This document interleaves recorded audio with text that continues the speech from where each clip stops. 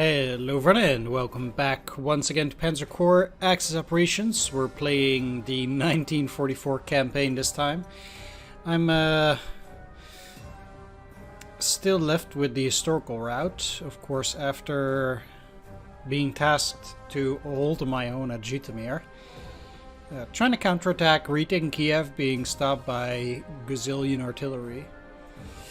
That was a shame, but, you know, can't be helped. Let's disable that. These should all be on. Oh man.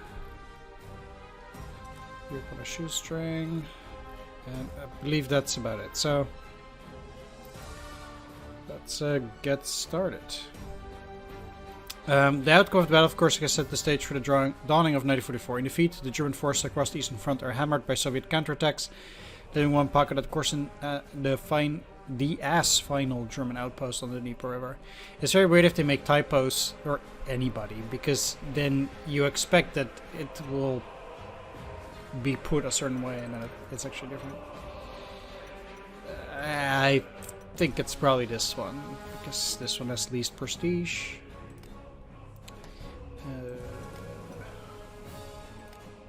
You can see the difference here. Alright, let's go. What is that there? Yeah, I mean, it's the historical campaign. I don't think there's going to be a victory at Normandy this time. But oh well. I guess we tried. Can't have them all, I guess. It would be kind of funny if they still had that, though, but I don't think so. It's historical, after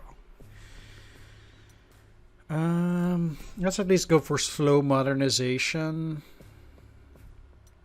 which will allow me to do flexible command, daily grasp. Well, to be honest, I barely ever encircle enemy units anymore, so it's just... I don't even want that. What am I doing?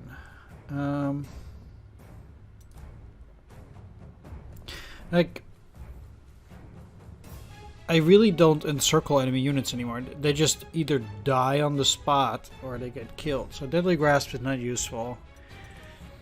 I can go for Killer Team. I don't need to do anything else because I think Anti-Air Veteran also is not that needed. I would really only use it at this stage of the game for my 188mm AA gun to, you know, shoot enemies, but I could just use lethal. The lethal hero. What is it? A lethal attack or something, whatever. So I think this should be fine. Oberst Stefan Wagner reporting for duty. Welcome back to the fight, General Night Phoenix. We're facing quite the crisis here on the Eastern Front, so we best get started immediately. Since last we spoke, our position here on the Dnieper River has deteriorated considerably. Soviet forces may have us encircled, but I'm afraid I don't actually know that for certain. Our communications have completely broken down. Caught in this blizzard, we're totally blind to even our immediate surroundings, which brings us to our mission. We have to know what is happening around Korsun, or what little strength we have left in our Panzer Corps will be directionless. Primary objective, make contact with the 11th Corps, make contact with Kiev defenders, make contact with southern flank defenders, then Oberst Wagner must survive. What forces we have that are supplied and ready to fight are here, east of Korsun. I've requisitioned a custom command tank for our use. It's the hull of a Panther with a third of Panzer IV. It will keep us protected on the field, but I wouldn't try to engage the enemy directly with our new command tank. The main gun is inoperable. We had to remove it to fit all of our communications equipment inside the vehicle. That barrel is only there to intimidate any Russians from moving to engage us. I've had to put most of our forces into reserve as fuel is desperately low. So this handful of forces is all we will have to work with for this mission. Also, the blizzard that is currently raging will render our aircraft completely inoperable. So I insist we leave all our air assets in reserve. In these blizzard conditions, the vision of our units will be severely impaired. I highly recommend a slow and cautious advance, with our swiftest recon units scouting the way. We cannot risk our Tiger tanks or other heavy equipment being ambushed by unseen enemies. Our first stop should be to make contact with 11th Corps Command. Last we knew, they were stationed here at Korsun. We'll have to hope General Stimmerman has had better luck than us in keeping in contact with anyone outside of the Korsun pocket. We should also check up on the forces assigned to garrison Kanyev. In the last set of orders we did receive, High Command has insisted the city be held. High Command wants it to serve as a base for launching a future offensive to force the Russians to cross back over the Dnieper, especially in the region of Kiev. And so we better confirm the state of the city. Yeah, I guess so. In that last communication, we were also warned that a new threat was approaching our position from the south. We better check the condition of the forces protecting the southern flank and make sure they are still holding on. These forces may or may not be from 42nd Corps, but if they aren't, we should also be on the lookout for that missing corps. Thousands of our fellow soldiers are somewhere out there in this blizzard. We must find and save anyone we can for the campaign ahead. To victory for Germany. That's garbage. That's garbage. And that's completely garbage. So I really wasted those 2 points for nothing. Oh well. We don't need those guys anyway. Fuck that. Let's get rid of this. And you.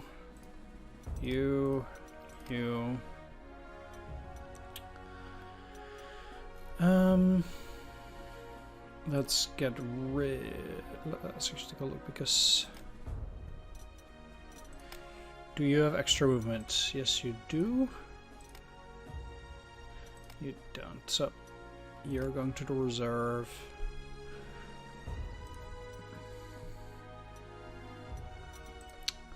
Put me at 90. Do you have 0 slots? Yes, you do. Okay.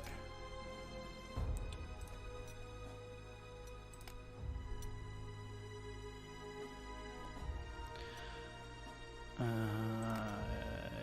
this.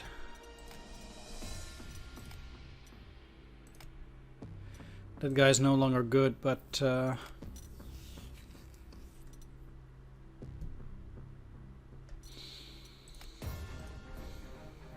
let's take a look.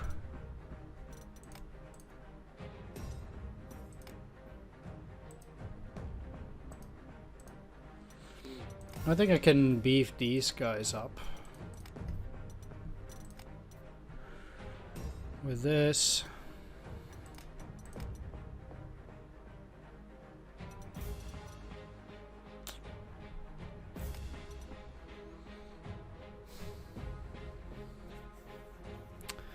This is fine, I guess. Not super amazing.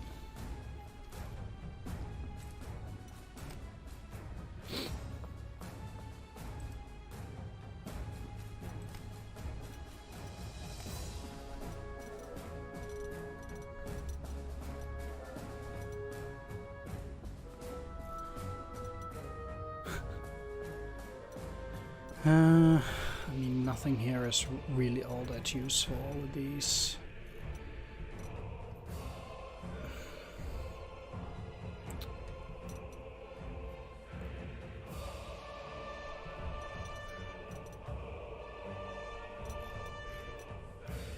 Yeah, whatever. That's not good, but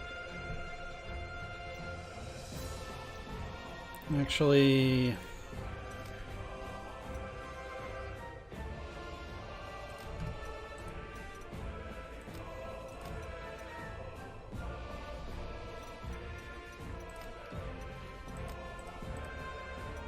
I'd much rather switch it around, so because you're leaving. Now we're at 65 out of 65, great. Let's put at least one recon up front, then the artillery, infantry, Nibelwerfer, another recon. Tanks tend to have high movement. Yak Panther does not have high movement. Wait, it's 8. Really? Wow. Okay, never mind. There we go.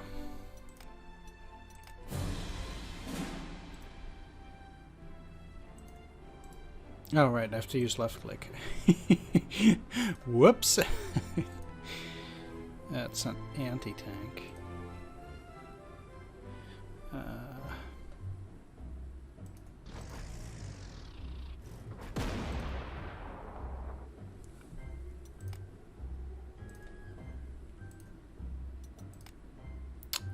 Right, I cannot reach it. That's actually super annoying.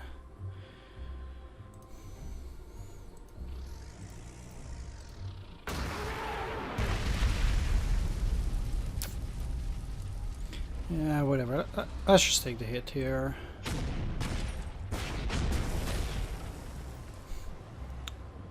Alright, this is not going very well for me.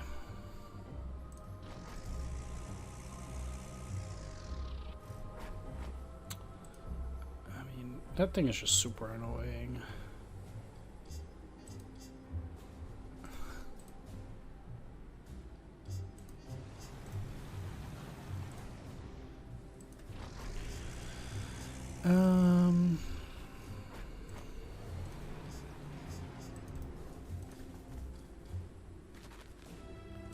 So let's just forget about it for a bit.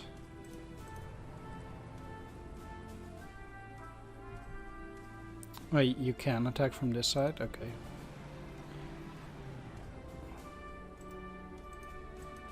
Guess it has to do with the rough hex.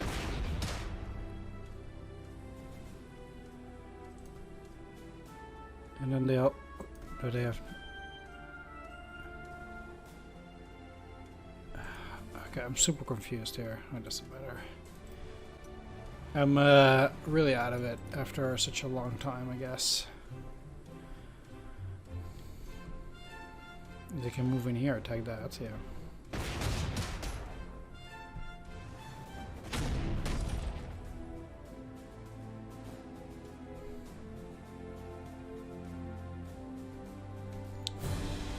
Well, again, why do they... Oh, this is the wrong one. Which is the surrender one, then? Did I not take it with me? It was here. That's the reason. I keep seeing it wrong. Well, that explains a lot. Again, you cannot... Or is it an escarpment? This game is very silly sometimes because you... I would not say that there's escarpment here. Yeah, okay, whatever. Talking about annoying, okay. Fair enough.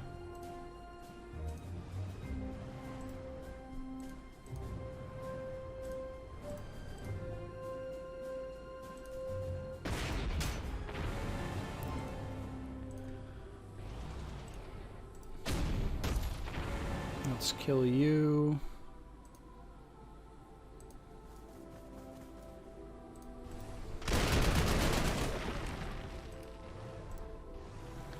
You.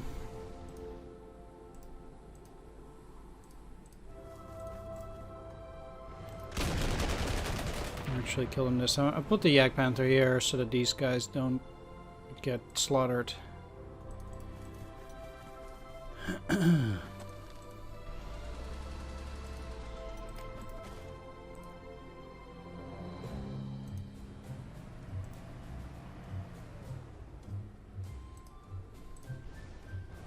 We have re-established contact with forces holding the southern flank of the pocket, but they are not 42nd Corps troops. They say they've been under attack for the past 2 days, but so far have managed to hold their defensive line. The casualties are mounting, and with reinforcement, without reinforcement or resupply, their ability to resist further attacks dwindles by the hour. As much as we might want to help them defend, it is more useful for us to report their situation to 11th Corps Command. That's the only thing that has a chance to get these valiant men what they need to continue the fight. We should move on and complete our other objectives. I guess I will.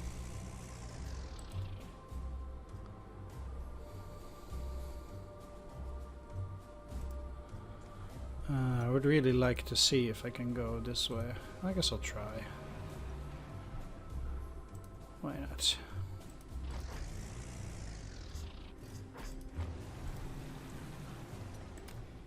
Let's play it risky. Yeah.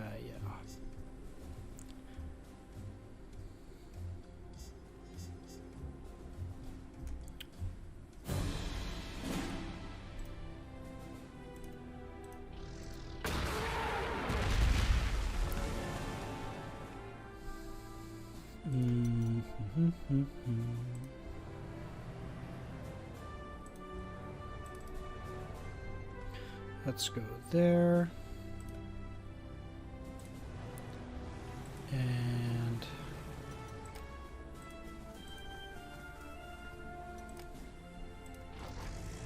really want to keep my infantry in woods as much as possible.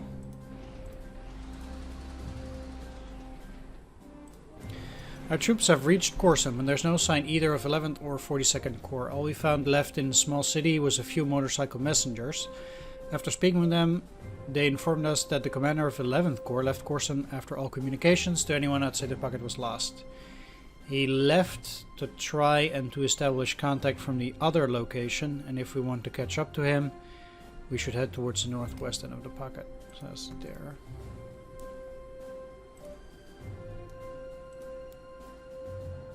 Okay.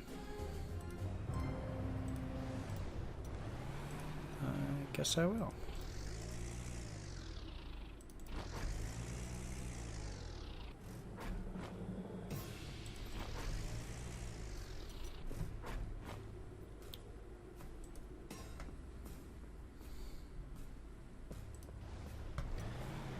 Oh.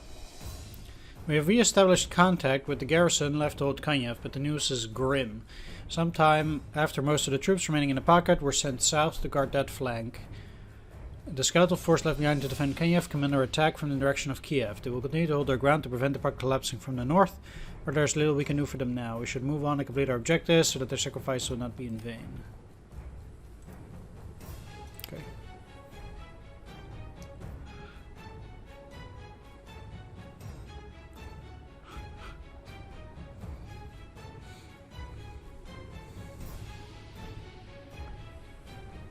Nothing.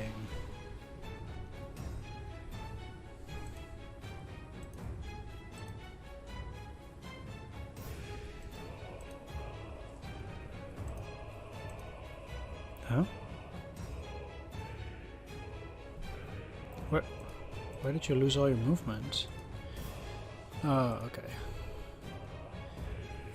That's a bit weird, but it's fine.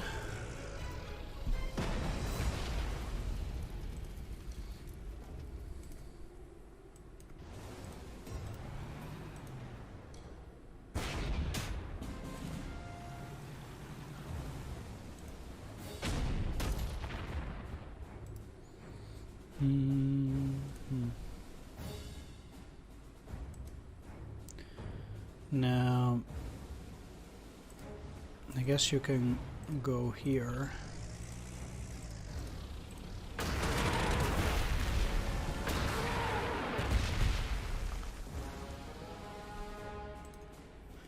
Kill these.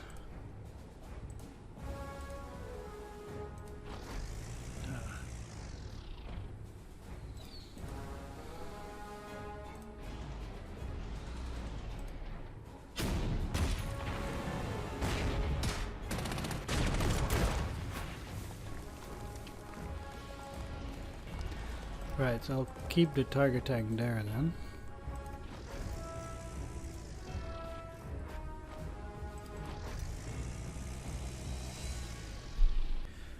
Alright. This should be somewhat secure. You cannot cross.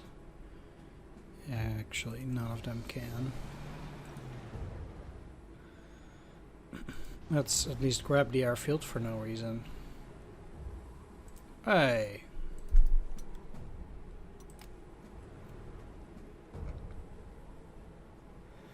Thought there were gonna be defenders. I wonder if they're gonna follow me. Haha.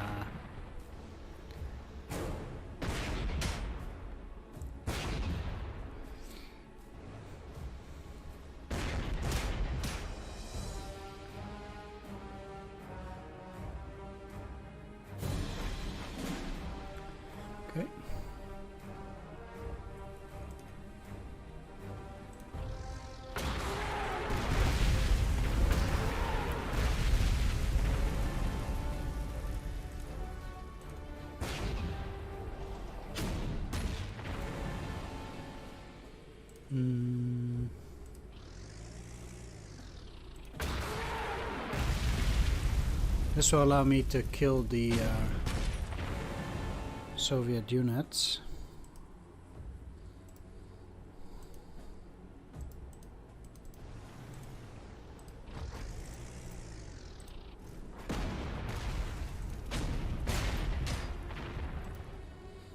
There we go.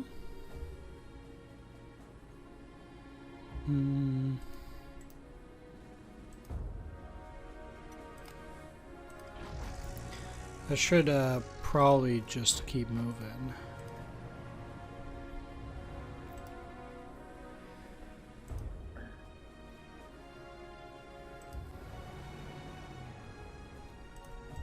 Guess I'll take some KVs.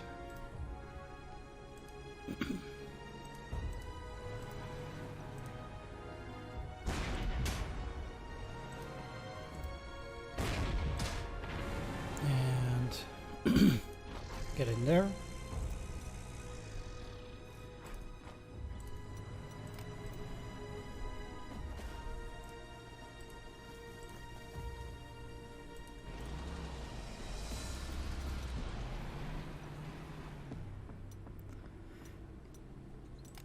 There we go. Seems like Kanyev is now taken. Not too interested to taking it back, because there's no real reason to do so.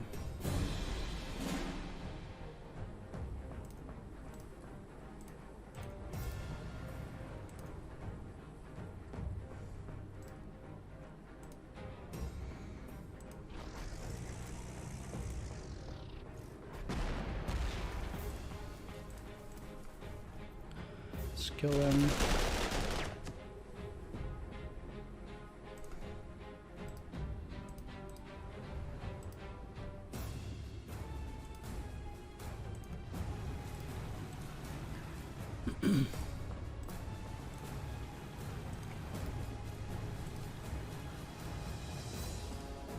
Alright, we already got it. Make contact with 11th Corps is done. Okay. I have nothing but bad news to report, my general. After surveying the area and reconnecting with 11th Corps Command, we passed all our battlefield intelligence off to them. What is left of them? General Sturmmann, commander of the 11th Corps, is dead, killed by anti-tank fire. Okay. Before he died, he was successful in re-establishing contact with forces outside the pocket. Field Marshal Manstein is now aware of the details of our situation, and we expect to hear from him imminently on our next course of action. There's another piece of bad news. It's actually an intercept of enemy communications, a description of a battle by a Soviet officer.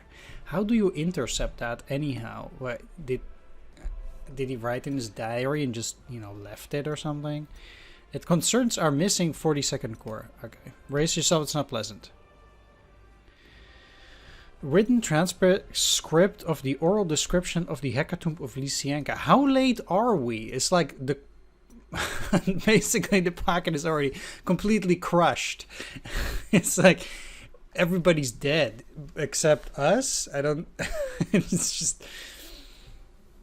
I get it, they took Lysianka, but... I don't know. It was during that night or the evening before that the encircled Germans, having abandoned all hope of ever being rescued by Huba, decided to make a last desperate effort to break out. Well, we're too late. The breakout already happened. They already tried, and there's nothing we can do anymore. So, if they already tried to break out, why would we try to break out? Like, it's not going to happen anymore. Might as well give up. Driven out of their warm huts. If only I had warm huts. They had to abandon Shanderovka. No, we didn't. Nope. They flocked into the ravines near the village and then took desperate decision to break through early in the morning. It's the 14th of February. Maybe. Let me just check that real quick. I actually wonder when... Like, does it actually even make sense? Let me... I want to check the timetable here. So, obviously, the most reliable source, as usual, Wikipedia. You should never use this as your primary source. That's okay, though. Alright, let's see. Breakout attempt. 8th Army, Radio Stimmermann, Stuff Limited, blah blah blah. Alright, here we go.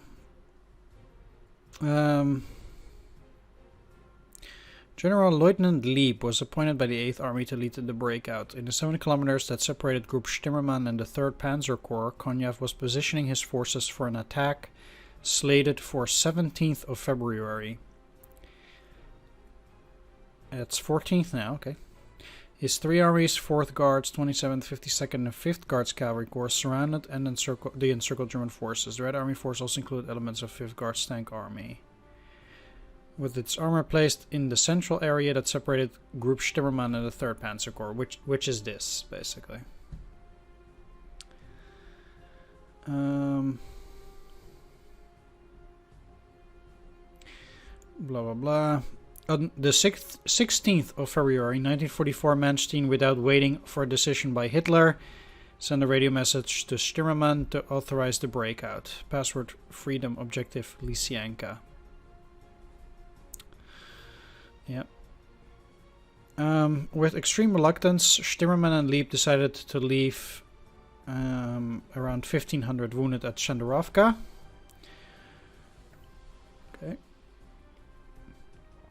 Attended by doctors and orderlies, the troop then began to assemble at dusk into 3 assault columns, with Division Group 112 in the north, 5th SS Panzer Division in the south, 72nd Division in the center, reinforced 105th Regiment in the first echelon, provide assault power. So the Germans reached Lysianka at 6:30, and that is on the 16th, so it should not have happened yet. And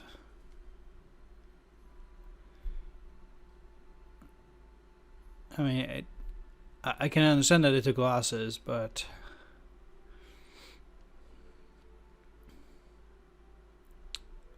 yeah, I always thought that one of the biggest problems was actually the river, the Gniloy Ticket, or however you pronounce it, and there was no bridge, basically. Or apparently there was, supposedly. Apparently 1st Panzer Division had captured a bridge, and engineers had erected another, but the panicked men saw the river as their only escape.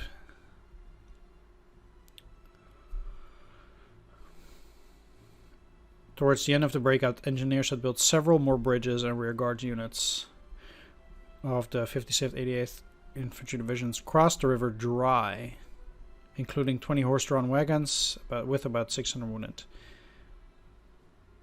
That many escaped back to the German lines at Lysianka was due in great measure to the exertions of the 3rd Panzer Corps that drove in relief of Group Stimmermann. The unit was equipped with Tigers and Panthers.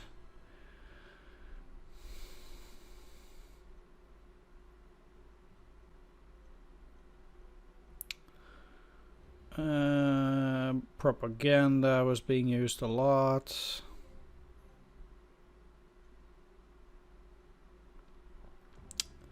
So, I mean, this report makes no sense. I mean, maybe this happened.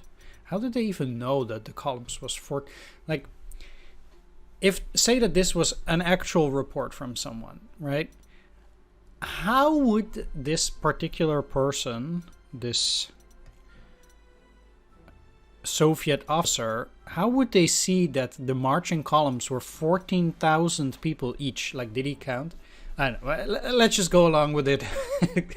Even though it's either extreme Soviet propaganda or complete BS. But, you know, the breakout hasn't happened yet. We'll leave that to the side here. They formed themselves into 2 marching columns of about 14,000 each. 6 in the morning, our tanks and our cavalry suddenly appeared, and we're straight into the thick of the 2 columns. Okay, this really does sound like propaganda. What happened then is hard to describe. The Germans ran in all directions, and for the next 4 hours our tanks raced up and down the plain, crushing them by the hundred. Our cavalry, competing with the tanks, slashed them through the ravines where it was hard for tanks to pursue them. Most of the time the tanks were not using their guns, lest they hit their own cavalry. Hundreds and hundreds of cavalry were hacking at them with their sabers, and massacred the Fritzes as if no one has ever been massacred by cavalry before. There was no time to take prisoners. It was the kind of carnage that nothing could stop, till it was all over. In a very, very, very small area, only about 20 hexes, 20,000 Germans were killed. Over 20,000 Germans were killed. From Major Kampov, the Red Army officer of the 1st Ukrainian Front. February 16th, so... What? Hey, come on. It's the 14th. Did he get it from the future? Yeah, okay. Look, it's actually pretty useful. Because we got this excerpt from the future, we know exactly what to avoid. So definitely we can warn the commander, telling them, look, we got this message intercepted from the future saying we probably shouldn't try to escape to Lysianka. Leave it to Night Phoenix's forces to break out or whatever. That's definitely going to happen, right? Obviously. But we'll figure it out in the next episode. So thanks for watching. Take care. See you next time. Bye-bye.